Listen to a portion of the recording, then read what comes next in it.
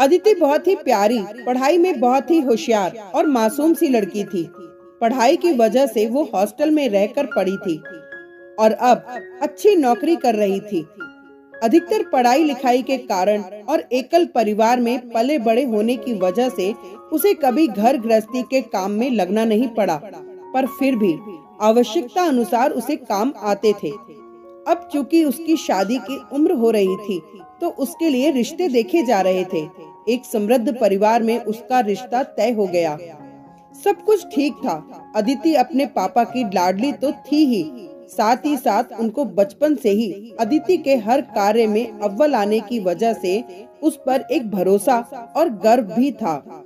इतना सब होने के बाद भी अदिति के पापा कभी दूसरों के सामने अपने मुंह से अदिति की प्रशंसा नहीं करते थे, क्योंकि उनका मानना था कि अगर उसमें योग्यता है तो वो खुद ही सबको नजर आ जाएगी।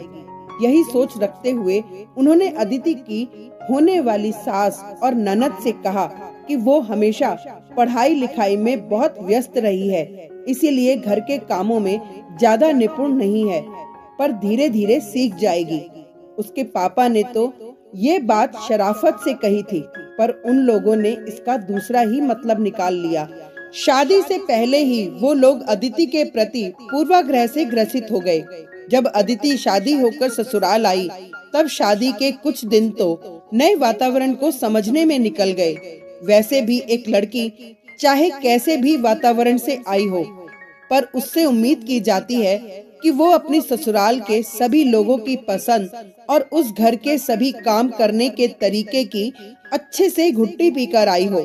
कुछ दिन के बाद ही अदिति को भी इस तरह की कसौटी पर जांचा जाने लगा। अदिति कोई भी काम करती, उसमें उसकी सास ये जरूर कहती कि अब तुमसे क्या उम्मीद करें, वैसे भी तुम्हारे पापा ने तो कहा ही था कि तुम घर के कामों में इतनी निपुण नहीं हो। उसको किसी भी काम को करने में थोड़ा समय लग जाए तो ननद भी कह देती थी कि भाभी काम तो जैसे तैसे करती हो, पर बहुत समय लगा देती हो।